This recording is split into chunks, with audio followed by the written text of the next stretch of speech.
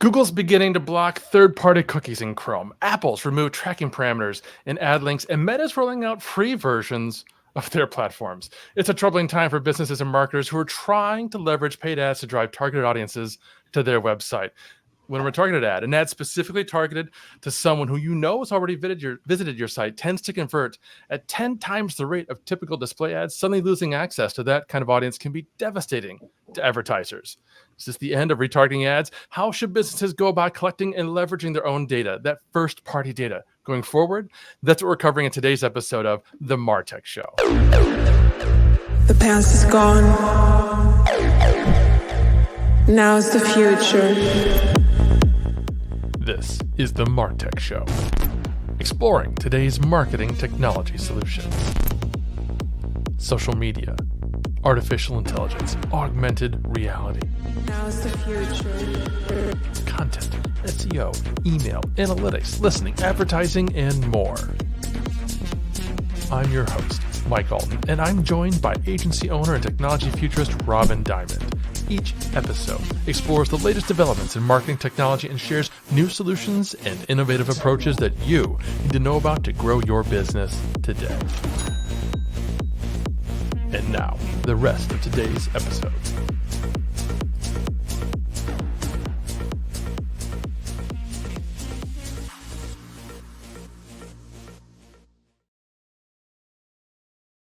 Welcome back to the MarTech Show, where Robin and I get to dish on what's shiny and new in the MarTech space, then do a deep dive into a specific platform or solution that can help you and your business today.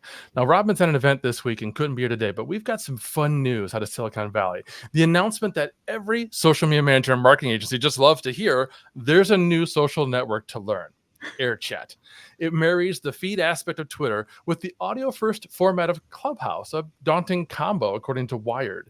What's interesting about the experience is that you create content by recording voice notes, which are instantly and automatically posted and shared with transcripts and played back at 2x speed.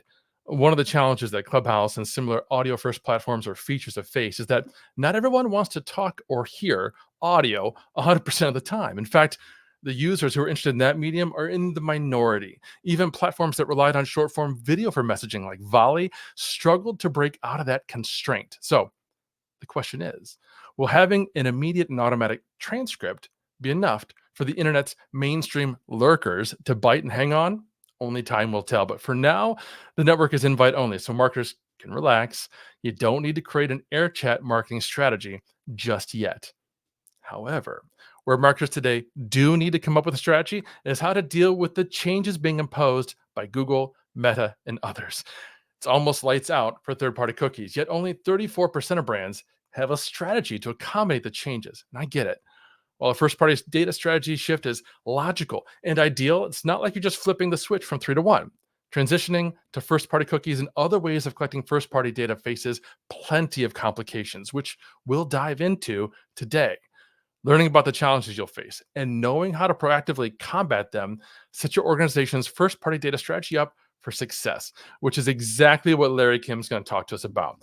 Larry founded WordStream, a PPC marketing company which was acquired by USA Today in 2018. He went on to build a new platform that's all about customer data solutions, customers.ai. Larry is a guest lecturer at MIT, Harvard, and Boston University, and a contributor to CNBC and Inc. magazine, as well as a frequent speaker at marketing conferences, helping businesses and audiences understand the power and potential of their data. Hey, Larry, welcome to the show.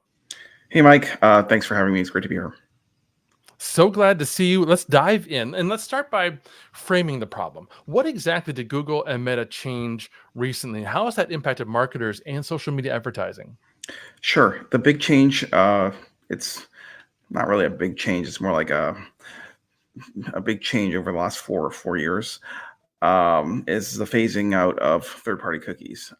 So it started with like Firefox, back in 2019, and then the big first shoe to drop was iOS 14, where they kind of dropped third-party cookies, or those pop-ups that say like, "Do you want to allow this app to track you?" They made it like an opt-in, an opt-in rather than an opt-out, and so that meant that like about half of the cookies no longer worked. And then the final shoe to drop is Chrome right now. They've shut off about 30 million browsers of cookies, third-party cookies, in January, and they expect that to get to 100% of their user base by end of the quarter here. In terms of who that impacts, and as far as marketers are concerned, I think it primarily impacts Facebook ads and Google ads. So the Facebook ad pixel and the Google ad pixel, they're on tens of millions of websites, and that is a very important like homing beacon that is used by both Google and Facebook ads to sort of drive the results that we know and love in terms of remarketing and in terms of behavioral and interest-based targeting. So this is a big change, and I don't think marketers fully understand or appreciate like the magnitude of what's happening here. I know for a fact they don't. I know I haven't. This hasn't been an area of my focus. So that's why you're here to help us. Why is first party data just so important? How does that improve conversions? Okay, so taking a step back, third-party data is like leased information from a third party. So like if you wanted to, you know, advertise, get your ads in front of like people who own dogs or love dogs or whatever, like you could go on an ad network like Facebook ads, type in those demographics, interests, and behaviors that you were interested in, and you could generate that kind of engagement using third-party data, and that was the data that Google and Facebook were using to the reason why it's being dumped is because it was abused. So Facebook and Google, you put that Facebook ad pixel or Google ad pixel on your website, and what you might have not realized is that those pixels were then phoning home every bit of information from your website, in terms of like every visitor, what they were doing, their identity, etc. And that was then being leased out to tens of millions of advertisers. Okay, and so that's third-party data when you're kind of leasing other people's information through an intermediary. First-party data is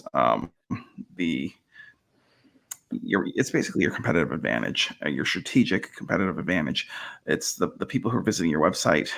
It's the data that they provide. It's the actions and intent that they bring to the table. That's your information. You own it, and that is like pretty much the core, data asset for marketers to execute on various marketing campaigns. In terms of how does that improve conversions? Well, I mean, it's kind of should be hopefully obvious. Like the more you know about the types of people, the more that you know about the visitors to your site, the more likely you are able to either qualify or disqualify them, as well as to get them in front of offers or products and services that are more likely to resonate to those particular individuals. Hopefully that kind of gives you the background there. Yeah, so it sounds like ideally we would have systems in place that are not only collecting this data but reviewing it and automating certain processes to best convert those folks who meet certain criteria. But for businesses who are just kind of sorting this out, maybe they don't have big budgets, are there alternatives that marketers can turn to today to explore without having to necessarily pay for a tool or a bunch of custom development? What are the challenges with some of these options? Sure. It's kind of the business that we're in right now. Like my business, customers.ai, we have a first party data pixel that customers can put on that businesses can put on their business websites, like e-commerce stores or B2B sites. Like you can just put a pixel on your website, and this can provide similar identity resolution and remarketing capabilities that the Facebook and Google ad pixels were able to execute on your behalf, but in a first party context rather than a third party context.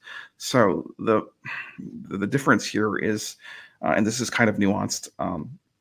Uh, the Facebook and Google ad pixels, like they could identify, 30, 40, 50% of website visitors. Why? Because using the power of third-party cookies, there was a good chance that people were logged into Facebook or Gmail, and so they had an identifier on your, like in your cookie stash there. Okay, um, so that was like a free way of like getting all this access to data. Like you could, well, it's not free. It was you have to pay for the ads, but you didn't have to pay for the pixel. And the way they were monetizing it was they were then leasing out your data to other advertisers.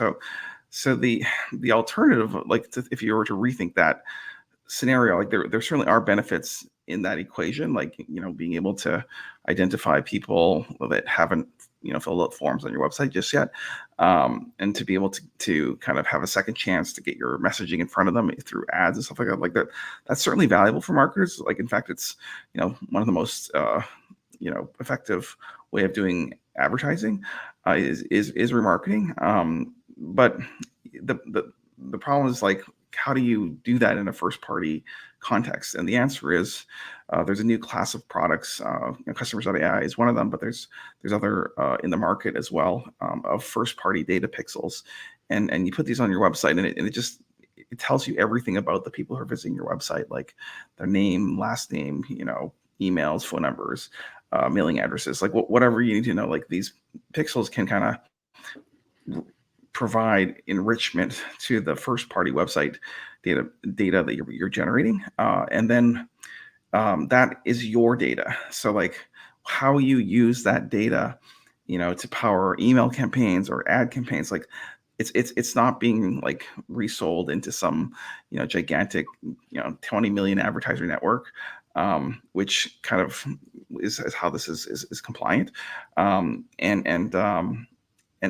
this is a it's an industry shift, where, because of those use cases that we were used to, like remarketing, did rely on third-party ad pixels, and that Google and Facebook are not rolling out like replacement identifiers. That the alternative is to explore these first-party data pixels like Customers AI and others.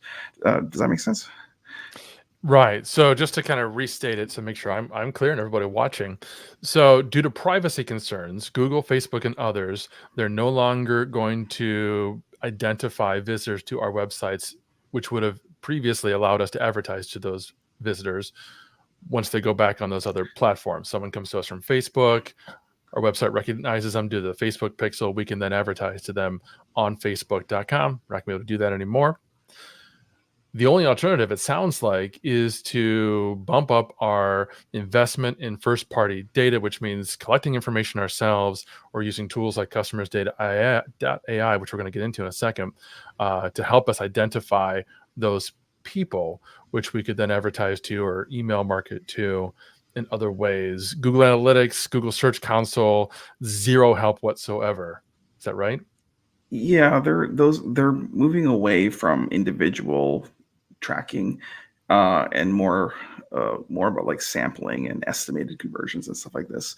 Um, if it, the way to do this going forward is to really bulk up on your first party data collection and building up systems and processes to automate the processing and usage of that data in various marketing campaigns. So you know how history kind of repeats itself, Mike.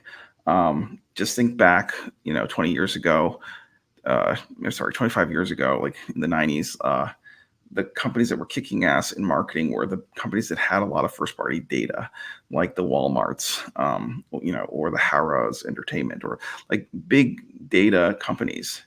Over the last, say 2010 to 2020, like that was the golden age of marketers, where like Facebook and Google were trying to kill each other by providing tons and tons of free data, not free, but like free if you use their ad platforms, and free analytics capabilities, to battle to provide the best possible ROI.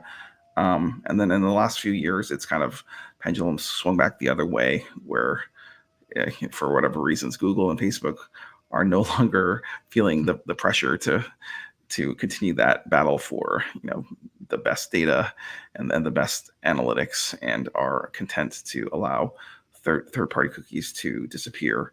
And the advantage goes back to the types of companies who are able to stockpile and act on tons of first party data.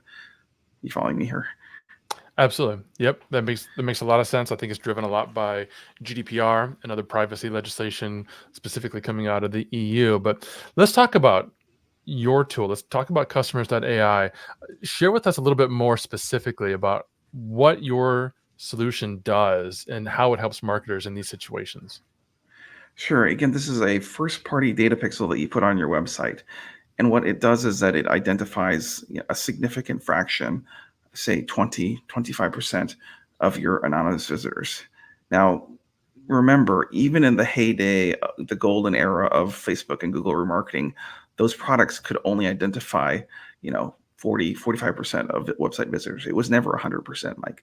So we these products can kind of figure out who's visiting your website. This is not a third party thing where you're just getting a random list of prospects from some guy in a van down by the river. These are your like Zoom Info or Apollo, where you just get a list of like CMOs or something.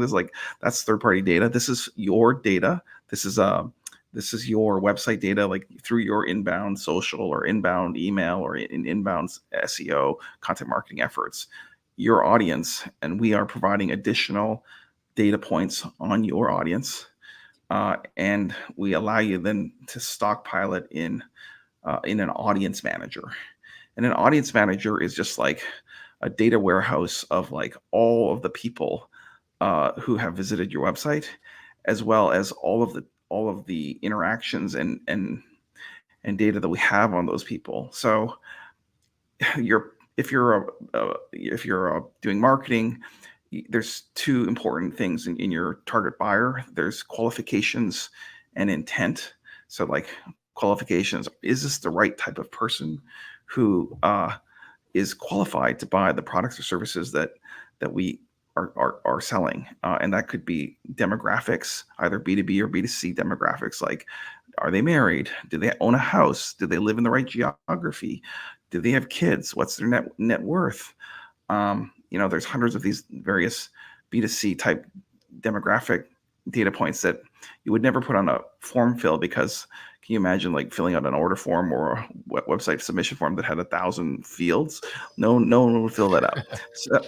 So all you need to do is get the email, or like we'll provide you the rest of the information. Like this works for B2B as well. Like we have all the job titles and company size and revenue and whatever. So we're able to enrich that information. The other thing that we can do is that we can score the intent of those website visitors. The way we do this is we just track everything they do on your website, which is exactly what the Google and Facebook pixels used to be doing, except that they were then subleasing that data out to 10 million advertisers. You see what I'm saying? Yeah. So we can track like the clicks, the scroll depth, what URLs they clicked on, or what emails that you sent that they opened. Repeat visitors, like people who spent more than 5 minutes on the site cumulatively. Like we can measure the intent, like all these data signals. This is in a first party context. Like we're not going to give you any data of anyone else, and you don't have to worry about your data going out to some farm. This is first party data, and then using the qualifications intent, you can create audience segmentations. Audience segmentations are like, just to give you a simple example, maybe it's people who are ready to buy. And for those people, let's just send them a coupon code with like a buy now. So that, create that audience segmentation and direct them to an action, like sending an email. Other people, you might, determine that they're not quite ready to buy. And so instead of sending them an email, you might, take that audience data and send it to, say, a TikTok ad or a LinkedIn ad or a Facebook ad, or a Google ad. So there's different actions and different audiences, and this all comes together in a first party kind of data pixel slash audience manager. Are you following me here? 100%. Thank you very much for sharing that, because it really helped illustrate for me in my mind. If I can identify like 6 key pieces of content that already exist on my website, and I know that if somebody's, excuse me, consuming that content, that's a clear intent that they're ready to purchase my solution. So that could be fed into customers.ai, and Yeah, so you segment would that audience that way. you would specify the key high value URLs like pricing, or Right. like a comparative analysis chart or something, and then you can do whatever action you want. It could be a Slack message to a Mm, BDR team. It could be dumping that data and flagging it in Salesforce. There's different actions, and this is all dynamic, Mike. So like as soon yeah. as it happens, it falls into there's automations that gets created. As soon as that person kind of makes it him or herself, uh, you know, uh, like expresses themselves through the actions that we require, then it can automatically do the follow up, either emails or Slack messages, or sending a postcard, or sending a voicemail, sending a text message. All these different types of actions are automatable, and I think it's very exciting. Yeah. So, and speaking of automated, you've got a lot of integrations, right, that would handle all of these kinds of actions we're talking about. Yes, we're not. How that I works. mean, we have some rudimentary, emailing and texting tools in our platform, because those are such simple use cases.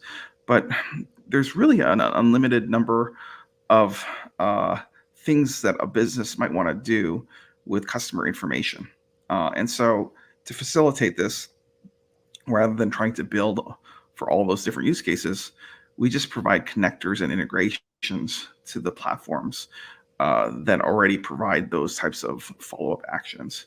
As an example, like we can, through Zapier or through native integrations, send this data through to very popular CRMs or ESPs, like email service providers, like Klaviyo or SendLane or Mailchimp, or HubSpot, or CRMs like Salesforce, Shopify. Shopify is more like an e-commerce Hmm. CRM than a B2B.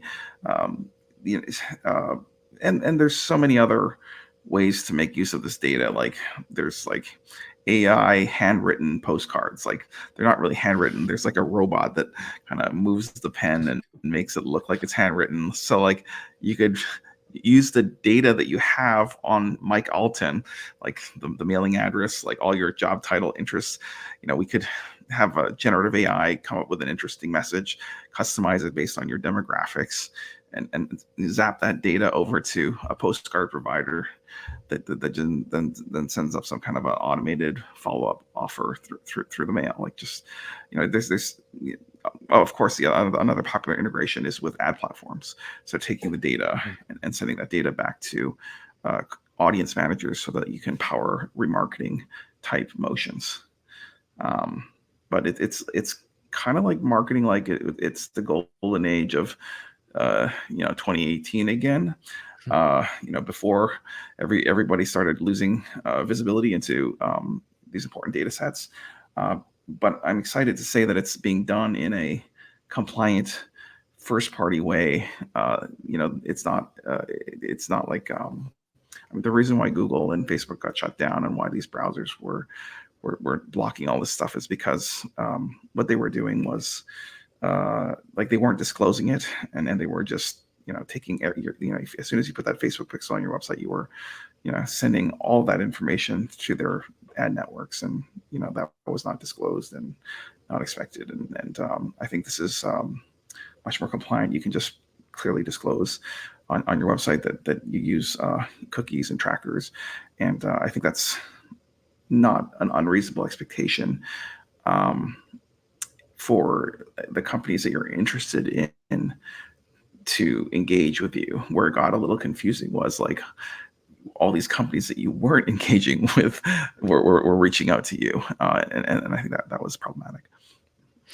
Speaking of Google and cookies, we've got this question from Dell. Yes. So the customers that AI product doesn't use the cookie technology to match and identify the data. No, we don't use any third-party cookies, um, because otherwise, how would this product work? Yeah, going We away. we've come up with a different way. I mean, we probably don't have enough time to explain how this works, but it uses like uh, a lot of data analysis and information to compute that. A simple example, Mike, that I'm sure everyone is familiar with, is location enrichment. Okay, so like even in products like Google Analytics, if you drill down to people, like it'll tell you like the city, state, country. Sometimes they'll even give you longitude and latitude. Okay, so like that's an example of first-party data enrichment. All right, so like somehow like there's a way to map IP addresses to physical addresses using these databases, and using that information, you can augment the data that you have, the IP address of the visitor, with the data that you didn't have, like the location, of the browser. You see what I'm saying? And so we're kind of just extending on that modality of data enrichment to be able to fill in more gaps. Got it. Love it, love it. So, yeah, another question from our live audience, Sarah.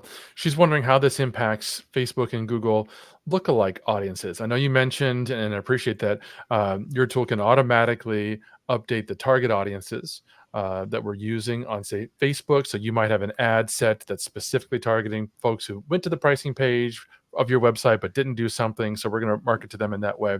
What about lookalike audiences?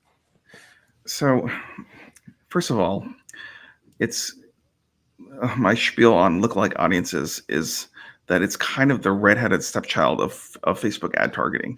Okay, right? Because for as long as I've been doing Facebook marketing, since like I'm dating myself, it's like 2008, A long 2009. time. they, they've had similar audiences, but it was like kind of buried. It was in the audience manager. You had to then create a clone of a of an audience, of a first party audience file that you upload, and then from there you could create a similar audience. Okay, so like this thing has been around. Similar audience has been around forever.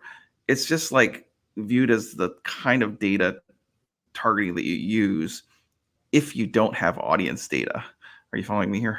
Yeah. Like the primary way that you should do this is have good data.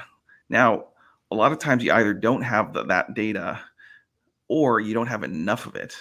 Okay, and that's where similar audiences comes in. My beef with similar audiences is that the audience sizes that could get computed by Facebook and Google are enormous. Like if you're doing advertising in the United States of America, the smallest audience segmentation that you can generate is 3.3 million people. Okay, that's the smallest size.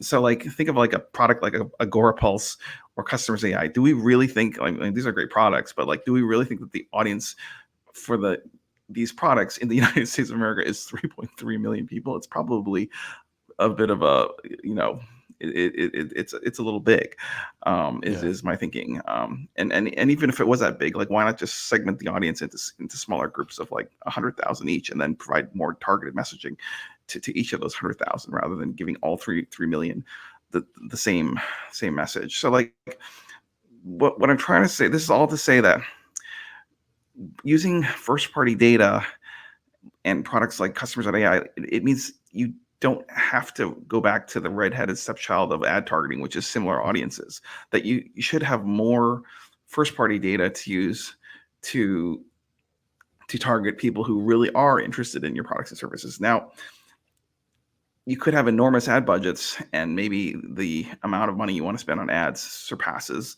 the size and extent of Okay. your first party audiences, in which case you're still better off because what you're doing is you're providing more data to the Facebook and Google algorithms to compute the similar audiences. So they're more likely to be correct than had you asked for the similar audience but provided a third of the amount of data. Makes complete sense. Awesome. Dell, Sarah, thank you for those questions. If you're just tuning in, we're talking to Larry Kim about how things are changing for marketers and agencies when it comes to first-party data and tracking. Now, here to share her story of how she's using Agorapulse to manage and track all of her clients' social media activity is agency owner Ann Papalizio.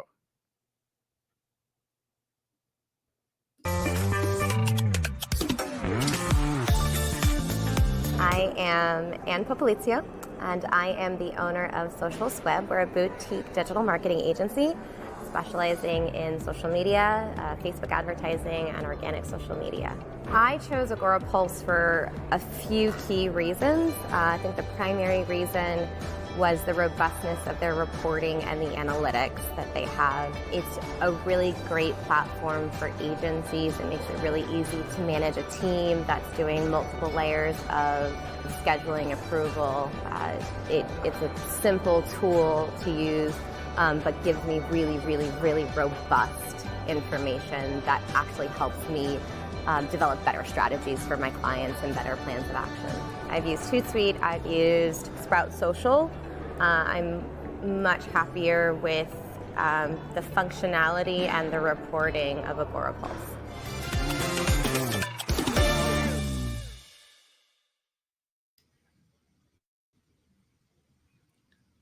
So we touched on, I know, some of the data that customers.ai is going to be able to provide us about the people that are visiting our website. Is there any other particular piece of data that you haven't mentioned that we should talk about, that we're going to learn about these people who are visiting the site? Um, I would just say that uh,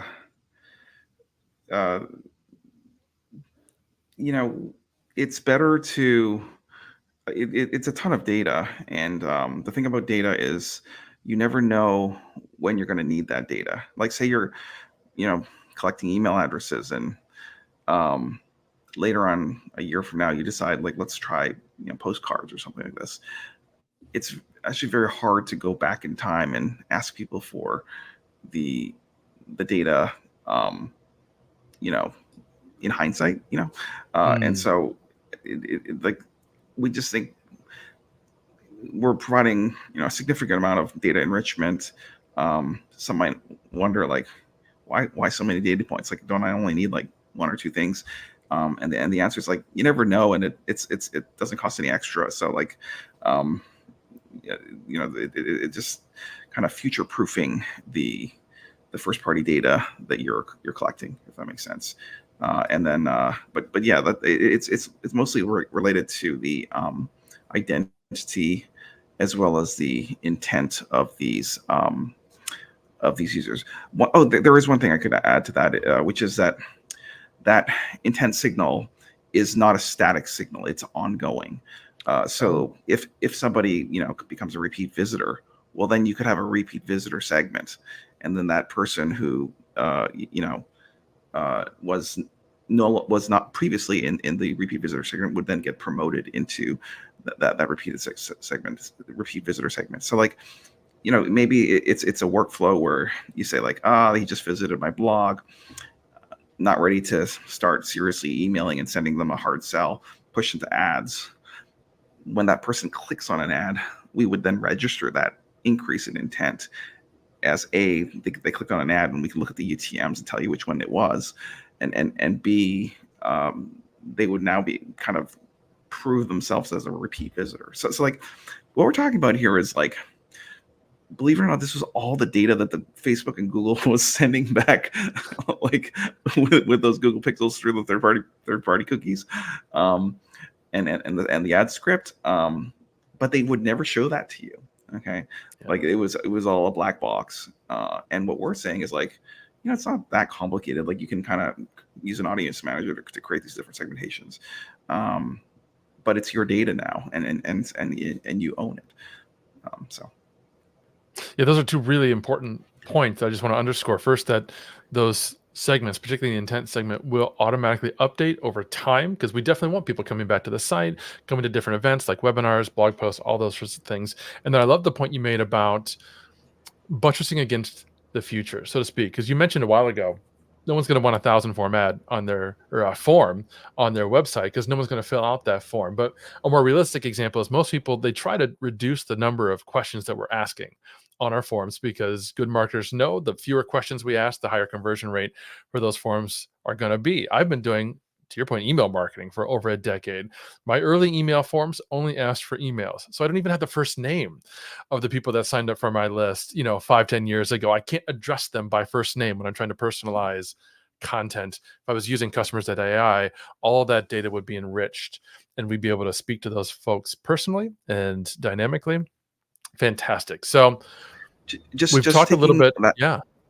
just taking that one example one step further, another crazy strategy that this could enable, and we have people doing this, is in those newsletter capture campaigns, like perhaps you're running ads to like conversion campaigns on Facebook or Google. You could change the campaign objective to being a less competitive, lower cost objective, like traffic campaigns. That's significantly lower cost. And then because we have the capabilities of just passively IDing the visitors, and then not requiring a hard form fill, you know, that's kind of like going a step further. Like you were saying, I'm going to reduce the number of form fields. I'm saying like maybe you don't even need the form field. like, like, like maybe it's just locking in the demographics that you care about in these ad campaigns, and figuring it out like in the back end. So sorry to interrupt. Continue. No, you're right. Because to your point, if you've already identified that individual, maybe they're still part of this mass, but yeah, you know who they are to an extent. You don't have to necessarily make them fill out a form.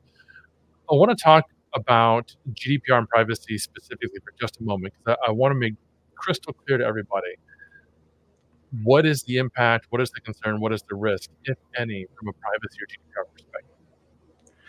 So, Mike, if you open up a browser and you go to lemonde.fr, so this is in privacy fanatic, France, which is ground zero for stuff like, GDPR and all these other privacy things.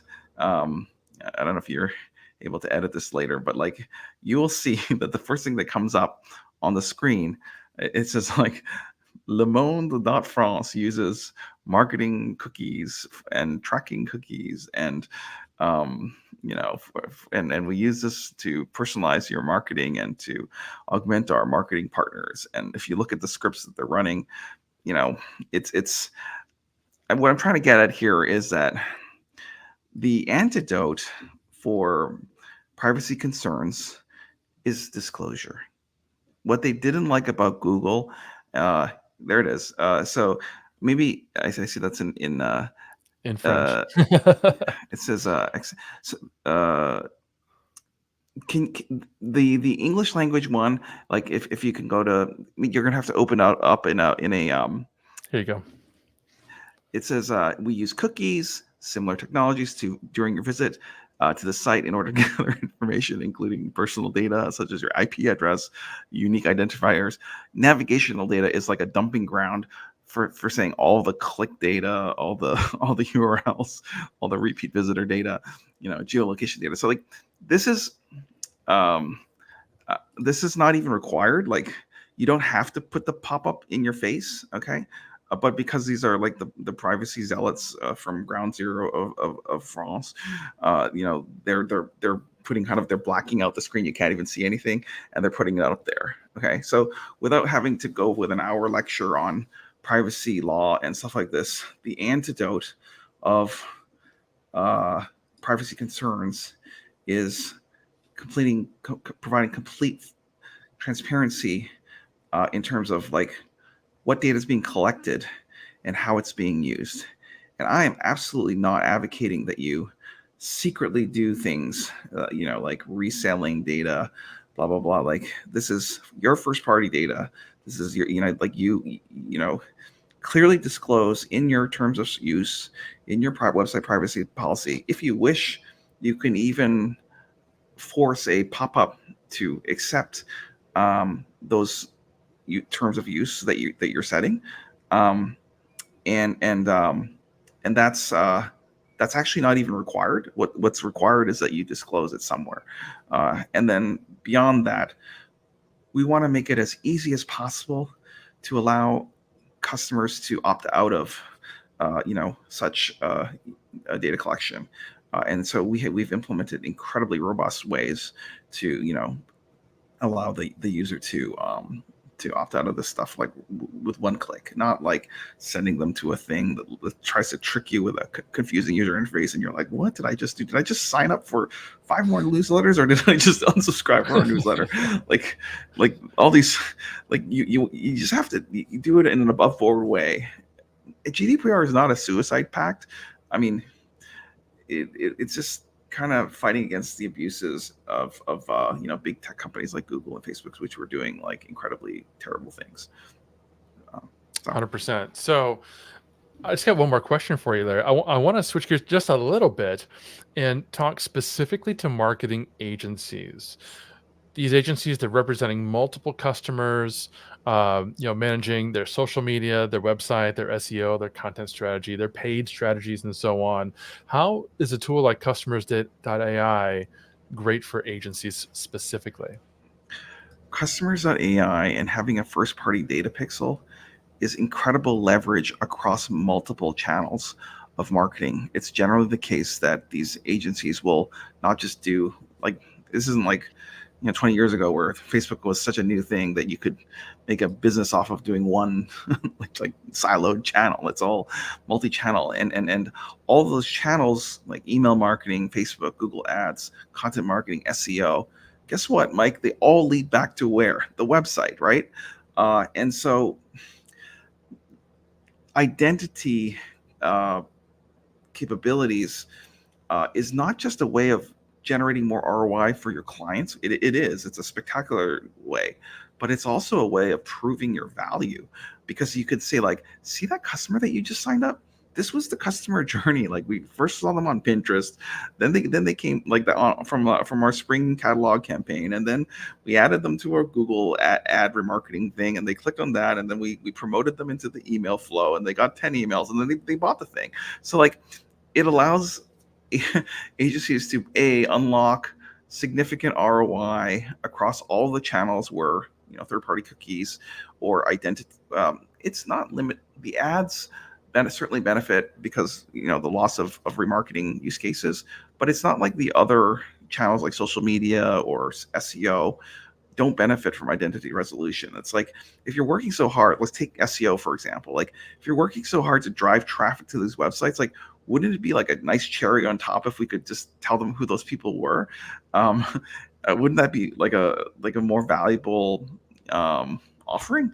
And so we do have agency programs similar to Agora Pulse. Like, we do sign up hundreds of customers a month, and about a third of them don't have agency support. And so what we do is we actually refer those customers out to the agency partners that we have, who have experience in configuring and supporting our product and technology. So there's plenty of opportunities to partner. I'm like, you're probably like a Klaviyo partner or a HubSpot partner, like, and we're in business for doing that as well. I hope that answered your question. Absolutely. Thank you so much, Larry, because this has been an incredibly enlightening interview for me personally. This is, like I said at the outset, this is not a topic that I knew a lot about going into it. I often say that I'm picking the brains of experts in the industry. That was definitely the case here. So thank you for sharing that with me and the rest of us that are watching. For those who want to learn more about you or about Customers.ai, where should they go? I'm active on Twitter, LinkedIn, or you can just email me, Larry Kim at Customers.ai. We'd love to connect. Fantastic. That's all we've got for today, friends. But don't forget to join the after show discussion within the Social Pulse community on Facebook, where you can learn more about today's guest, Larry Kim, and continue the conversation with other attendees. Until next time. Thank you for listening to another episode of the MarTech Show, hosted by Robin Diamond and Mike Alton, powered by Agora Pulse, the #1 rated social media management solution, which you can learn more about at agorapulse.com. If you want to make sure you're part of our audience during live weekly broadcasts, take a look at our calendar at agorapulse.com/calendar, or click the subscribe button in your email once you register for any of these events. Is there a particular tool or topic you'd like to see us talk about? Or perhaps you think your solution should be featured? Email me at mike@agorapulse.com.